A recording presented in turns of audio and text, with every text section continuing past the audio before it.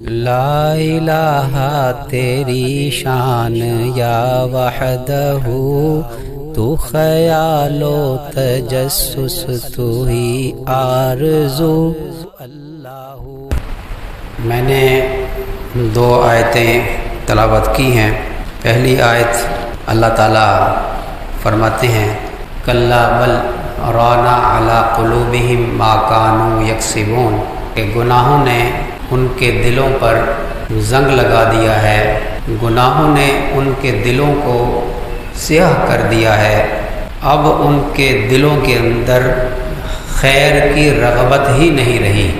اور دوسری آیت وَذَرُوا ظَاهِرَ الْإِثْمِ وَبَاطِنَهُ، چھوڑ دو وہ گناہ جو تم ظاہر میں کرتے ہو اور باطن میں کرتے ہو۔ حدیث شریف میں ہے کہ انسان کے جسم کے اندر ایک گوشت کا لوتھڑا ہے، اگر وہ سدھر جائے تو پورا جسم سدھر جائے، اور اگر وہ بگڑ جائے تو پورا جسم بگڑ جائے۔ غور سے سن لو کہ وہ دل ہے، الا وہی القلب، غور سے سنو کہ وہ دل ہے۔ دل کی بیماریاں مہلک ہوتی ہیں، جسمانی ہوں یا روحانی۔ جسمانی طور پر اگر دل بیمار ہو جائے گا تو زیادہ سے زیادہ یہ ہوگا کہ انسان مر جائے گا، لیکن روحانی طور پر اگر دل بیمار ہو جائے گا تو اس کا نتیجہ یہ ہوگا کہ یہ انسان جہنم میں چلا جائے گا۔ دنیا کی تکلیف ختم ہونے والی ہے، دنیا کی تکلیف عارضی ہے، اس تکلیف پر کیا ہوا صبر، اس کا اجر اللہ تعالیٰ کے ہاں باقی ہے۔ تکلیف ختم ہو جائے گی لیکن صبر پہ اللہ تعالیٰ شانہ وہ انعام عطا فرمائے گا کہ قیامت کے دن لوگ اس بات کی تمنا کریں گے کہ کاش کہ دنیا میں ہمارے جسموں کو کینچی سے کاٹ دیا جاتا اور ہم اس پر صبر کرتے تو آج اللہ تعالیٰ ہمیں اتنا بڑا انعام عطا فرماتا جو ان کو دے رہا ہے جو صبر والے ہیں۔ اس کی تمنا کریں گے قیامت کے دن لوگ۔ اللہ فرماتے ہیں ما عندکم ینفد وما عند اللہ باق، جو تمہارے پاس ہے وہ ختم ہو جائے گا لیکن جو اللہ کے پاس ہے وہ باقی رہنے والا ہے۔ دنیا کی نعمتیں ختم ہو جائیں گی لیکن ان نعمتوں پر شکر جو اس بندے نے ادا کیا وہ باقی رہے گا، اور اس کا اجر اللہ تعالیٰ شانہ کے پاس محفوظ رہے گا، جو اللہ تعالیٰ قیامت کے دن اس کا بدلہ عطا فرمائے گا۔ نعمتیں ختم ہو جائیں گی لیکن اس پر کیا گیا شکر وہ باقی رہے گا، اگر ناشکری کی ہے تو وہ بھی باقی رہے گی، اور قیامت کے دن ناشکرے کا بدلہ بھی انسان دیکھ لے گا۔ انسان تکلیف کی خاطر، تکلیف کی وجہ سے کوئی گناہ، کوئی ثواب کا کام، کوئی نیکی کا کام چھوڑے نہ۔ تکلیف کی وجہ سے انسان کو چاہیے کہ اس تکلیف کی وجہ سے کوئی نیکی نہ چھوڑے، اس لیے کہ تکلیف ختم ہو جائے گی، نیکی باقی رہے گی۔ اور کسی لذت کی وجہ سے گناہ نہ کرے، اس لیے کہ یہ لذت ختم ہو جائے گی لیکن وہ گناہ باقی رہے گا۔ اس لیے عقل مند انسان وہ ہے کہ جو اپنے خواہش نفس کی پیروی نہ کرے بلکہ اپنے رب کے حکم کو مانے، اپنی رب چاہی زندگی گزارے، وہ عقل مند ہے۔ روزے میں کتنی تکلیف ہوتی ہے انسان کو، بھوک بھی برداشت کر رہا ہے، پیاس بھی برداشت کر رہا ہے، لیکن افطاری کے وقت بھوک کی تکلیف بھی ختم، پیاس کی تکلیف بھی ختم، لیکن روزے میں پورے دن جو تکلیف برداشت کی اس برداشت کا اجر اللہ کے ہاں محفوظ ہو گیا۔ اللہ اکبر کبیرہ۔ اللہ فرماتے ہیں کلا بل ران علی قلوبہم ما کانوا یکسبون، گناہوں نے اس کے دل پر سیاہی جما دی ہے، یہاں تک کہ اب خیر کی رغبت نہیں رہی۔ ہمیں نیکی کرنے کو دل کیوں نہیں چاہتا، میں اس عنوان پہ آج گفتگو کرنا چاہتا ہوں۔ نیکی کرنے کو دل نہیں چاہتا، کیا وجہ ہے؟ کہیں یہ آیت ہماری طرف، ہمارے قلب کی طرف اشارہ تو نہیں کر رہی انسان ایک گناہ کرتا ہے تو ایک سیاہ نقطہ اس کے دل پر لگ جاتا ہے، اگر توبہ کر لیتا ہے تو وہ مٹا دیا جاتا ہے، بلکہ توبہ کے بارے میں تو یہاں تک اللہ نے فرما دیا کہ جو توبہ کر لیتے ہیں ہم ان کی گناہوں کو صرف معاف نہیں کر دیتے، مٹا نہیں دیتے، بلکہ ان کی جگہ نیکیاں لکھ دیتے ہیں۔ معلوم ہوا کہ اگر کسی سے گناہ ہو گیا، ایک سیاہ نقطہ دل پر لگ گیا، لیکن اس نے توبہ کر لی تو اللہ تعالیٰ اس سیاہ نقطے کو مٹا کر اس کی جگہ نیکی کے نور کا نقطہ لگا دیتا ہے، اس میں نور پیدا کر دیتا ہے۔ اس لیے کہ اللہ تعالیٰ توبہ کرنے والے کو محبوب رکھتا ہے، محبت کرتا ہے۔ اللہ پاک صاف رہنے والے کو پسند فرماتا ہے، توبہ کرنے والے کو پسند فرماتا ہے۔ معلوم ہوا کہ جو ظاہری طور پہ اپنے آپ کو پاک صاف رکھتا ہے اور جو باطنی طور پہ اپنے آپ کو پاک صاف رکھتا ہے، اللہ تعالیٰ اس سے پیار کرتا ہے، اللہ اسے پسند فرماتا ہے۔ متطہرین مبالغے کا صیغہ استعمال کیا، توابین توبہ کرنے والے، بہت زیادہ توبہ کرنے والے، اور متطہرین جو بہت زیادہ پاکیزگی کا خیال رکھنے والے، کپڑوں کو پاک صاف رکھتے ہیں، اپنے جسم کو پاک صاف رکھتے ہیں، اللہ کے دربار میں پیش ہوتے وقت بہت زیادہ پاکیزگی کا خیال رکھتے ہیں۔ اور جو مقربین ہوتے ہیں نا، ان کو تو ہر وقت حضوری حاصل ہوتی ہے، وہ ہر وقت ہی اللہ سے حیا کرتے ہیں، وہ ہر وقت ہی پاک صاف رہتے ہیں۔ امام اعظم امام ابو حنیفہ رحمۃ اللہ علیہ کے کپڑے پہ تھوڑی سی جگہ کوئی قطرہ گر گیا ناپاکی کا، تو جلدی سے جا کر دجلہ کے کنارے گئے اور اس جگہ کو پاک کیا۔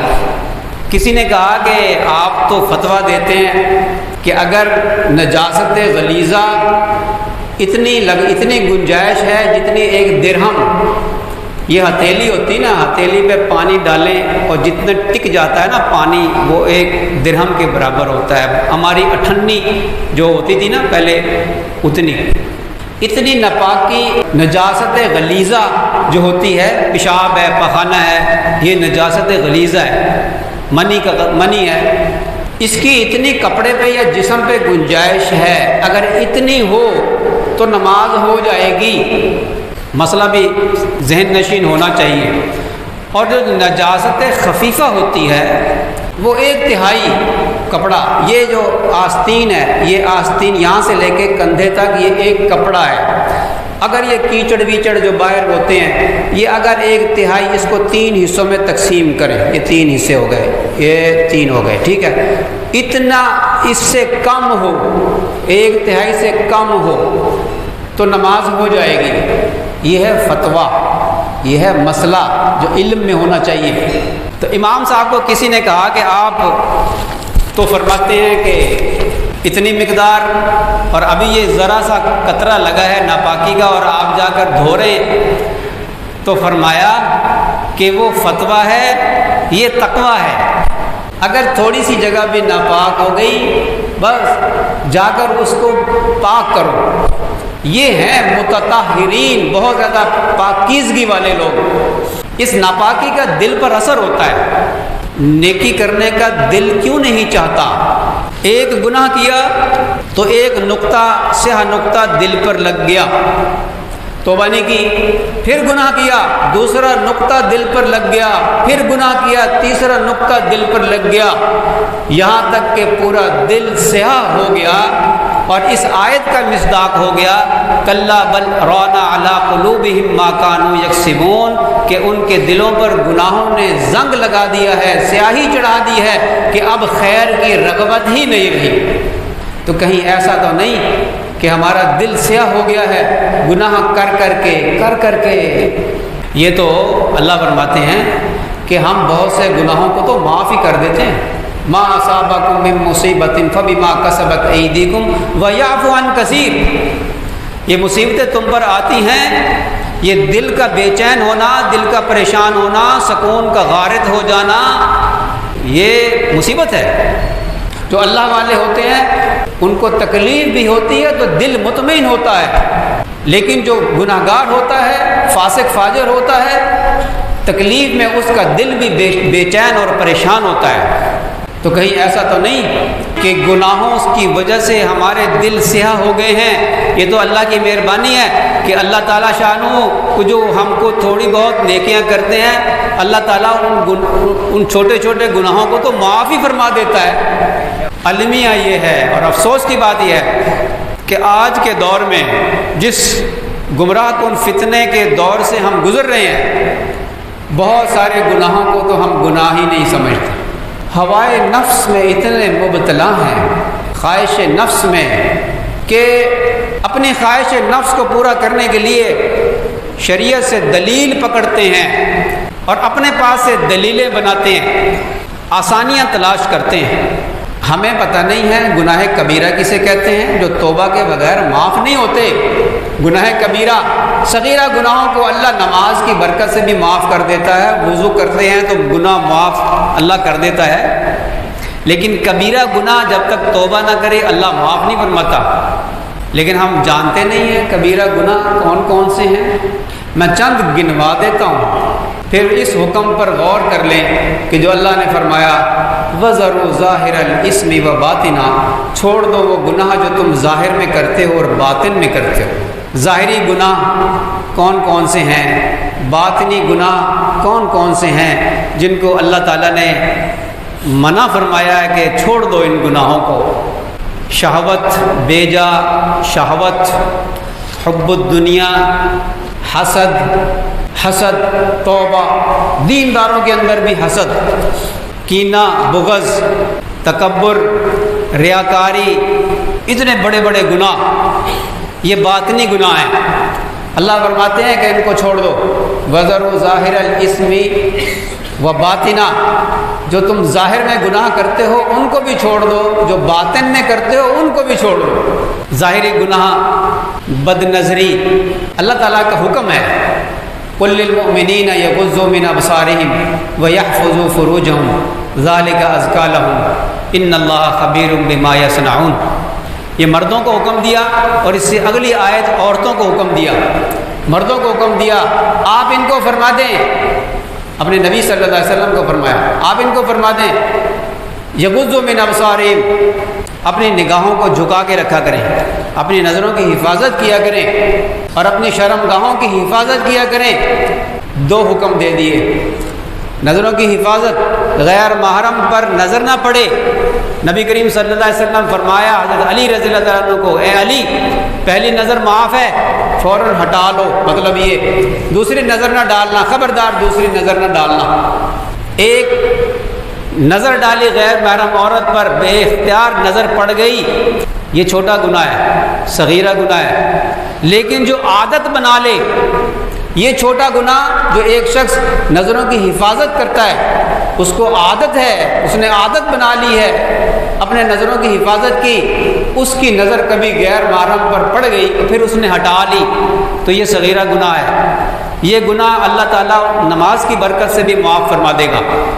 لیکن جس نے عادت بنا لی، عورتیں گزر رہی ہوتی ہیں اور یہ موٹر سائیکل پر جا رہا ہے اور یوں کر کے نظر پیچھے چلتی ہے، جس نے عادت بنا لی یہ گناہ کبیرہ ہے، اور اس کی وجہ سے دل کے اوپر سیاہ نقطہ لگ جاتا ہے۔ اور جس نے نظر بچا لی، فضیلت بھی سن لینا، جس نے نظر بچا لی، دیکھتا کیوں ہے انسان؟ خواہش نفس کی وجہ سے۔ یہ کہتا ہے اس میں مزہ ہے، شیطان بھی کہتا ہے اس میں لذت ہے، مزہ ہے، حالانکہ یہ ایسی لذت ہے کہ اس لذت کے پیچھے بے چینی اور پریشانی چھپی ہوئی ہے۔ کوئی بھی گناہ ہو اس کے اندر عارضی لذت ہے، لذت کا دھوکہ ہے، اس لذت کے بعد دل کے اندر بے چینی اور پریشانی جو شروع ہوتی ہے وہ وہی جانتا ہے جس کے ساتھ یہ معاملہ پیش آتا ہے۔ جس نے نظر کی بد نظری کی عادت بنا لی یہ گناہ کبیرہ ہے۔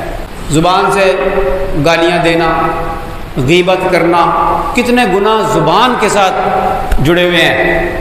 فرمایا کہ تم دو چیزوں کی ضمانت دے دو، میں تمہیں جنت کی ضمانت دیتا ہوں۔ حدیث شریف میں کہ تم دو چیزوں کی ضمانت دے دو، میں تمہیں جنت کی ضمانت دیتا ہوں۔ ایک وہ جو دو جبڑوں کے درمیان ہے، یعنی زبان، اور دوسری وہ جو دو رانوں کے درمیان ہے یعنی شرمگاہ، تم ان دو چیزوں کی ضمانت دے دو، میں تمہیں جنت کی ضمانت دیتا ہوں۔ اللہ اکبر۔ اور ان گناہوں سے بچنے میں جو لذت ہے، جو میں بات عرض کرنے لگا تھا، انسان لذت کے لیے بد نظری کرتا ہے، کوئی گناہ کرتا ہے۔ جو شخص اللہ کے لیے کسی چیز کو ترک کرتا ہے، چھوڑ دیتا ہے، اللہ تعالیٰ اپنے ذمے لے لیتا ہے کہ اس سے بہتر چیز اس کو عطا فرمائے۔ جب انسان اللہ کی رضا کے لیے اس حرام لذت کو چھوڑتا ہے تو اللہ تبارک و تعالیٰ شانہ اس کو اس سے بہتر لذت کی چیز عطا فرماتا ہے، اور وہ کیا ہے؟ دنیا کے اندر بھی اور آخرت میں بھی۔ آخرت میں تو اللہ جنت دے گا، اپنا دیدار کروائے گا۔ کہتے ہیں سبحان اللہ۔ سو رہے ہیں جاگ رہے ہیں، سو رہے ہیں جاگ رہے ہیں، اللہ ہمیں جگا دے۔ اصل انعام تو آخرت میں ملے گا، دنیا کے اندر نقد انعام کیا ملے گا؟